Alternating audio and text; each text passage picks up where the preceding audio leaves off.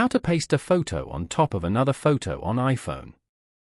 To get started, first of all go ahead and open up the Hipic app on your phone. The Hipic app is a photo editing tool that uses AI to help users enhance and create images. You will then be taken to the Hipic homepage. Once you're here, tap on See All in the Start Editing section. You can view your photos over here. Select any photo to start editing.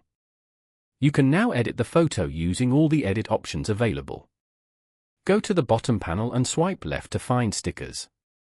Here, you can find all the stickers available. Tap on Import Image as shown. Select the photo you want to place over the previous one. After that, mark the area you want to cut out of. Once you're done, tap on the tick icon at the bottom right corner.